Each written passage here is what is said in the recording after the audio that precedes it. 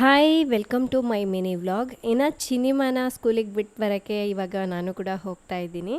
ಅವಳಂತೂ ಇವಾಗ ನಾನು ಬಂದಿಲ್ಲ ಅಂದರೆ ಅಮ್ಮ ಯಾಕೆ ಬರಲ್ಲ, ಅಮ್ಮನ ಜೊತೆ ಹೋಗ್ತೀನಿ ಅಂತ ಕೇಳ್ತಾಳೆ.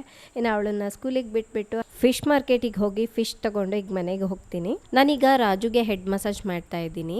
ಈ ರೀತಿ ಮಾಡೋದ್ರಿಂದ ಹೇರ್ ಫಾಲ್ ಸಮಸ್ಯೆ ಕಡಿಮೆ ಆಗಿ ಹೇರ್ ಗ್ರೋತ್ ಆಗ್ಲಿಕ್ಕೆ ಹೆಲ್ಪ್ ಮಾಡುತ್ತೆ.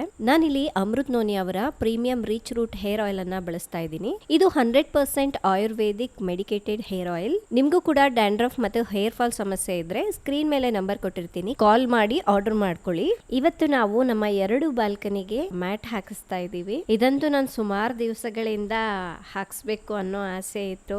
ಮನೆ ಕಂಪ್ಲೀಟ್ ಆಗ್ಲಿ ಅದಾದ್ಮೇಲೆ ಹಾಕ್ಸ್ಕೊಳ್ಳೋಣ ಅಂತ ಹೇಳಿ ವೆಯ್ಟ್ ಮಾಡ್ತಾ ಇದ್ವಿ. ನಾನು ಇದರಿಂದಾಗೆ ಇನ್ನೂ ಕೆಲವೊಂದು ಗಿಡಗಳೆಲ್ಲ ತಂದು ನಮ್ಮ ಬಾಲ್ಕನಿಯಲ್ಲಿ ಹಾಕ್ಸ್ಕೋಬೇಕು ಅನ್ಕೊಂಡಿದ್ದೆ. ಬಟ್ ಈ ಕೆಲಸ ಮುಗ್ದೋಗ್ಬಿಡ್ಲಿ, ಆಮೇಲೆ ಎಷ್ಟು ಜಾಗ ಇದೆ ನೋಡಿ ಹಾಕ್ಸ್ಕೊಂಡ್ರೆ ಆಯ್ತು ಅಂತ ಹೇಳಿ ವೆಯ್ಟ್ ಮಾಡ್ತಾ ಇದ್ವಿ. ಸೊ ಇನ್ನೇನು ಇವತ್ತು ಆ ಕೆಲಸ ಕೂಡ ಮುಗಿತಾ ಇದೆ ನೋಡಿ. ರಾಜುಗೆ ಮೊದಲೆಲ್ಲ ಅಷ್ಟಾಗಿ ಬಾಲ್ಕನಿಯಲ್ಲಿ ಕೂರ್ಲಿಕ್ಕೆ ಇಂಟ್ರೆಸ್ಟೇ ಇರ್ತಿರ್ಲಿಲ್ವಂತೆ. ಬಟ್ ಈಗ ಮ್ಯಾಟ್ ಹಾಕಿದ್ಮೇಲೆ ಫೀಲ್ ತುಂಬಾನೇ ಚೆನ್ನಾಗಿದೆ ಅಂತ ಹೇಳ್ತಾ ಇದ್ರು. ಎಸ್ಪೆಷಲಿ ಅವ್ರಿಗೆ ತುಂಬಾನೇ ಇಷ್ಟ ಆಯ್ತು. ಈ ಮ್ಯಾಟ್ ಹಾಕಿದ್ಮೇಲಂತೂ ನೋಡ್ಲಿಕ್ಕೆ ಎಷ್ಟು ನೀಟಾಗಿ ಕಾಣಿಸ್ತಾ ಇದೆಲ್ಲ.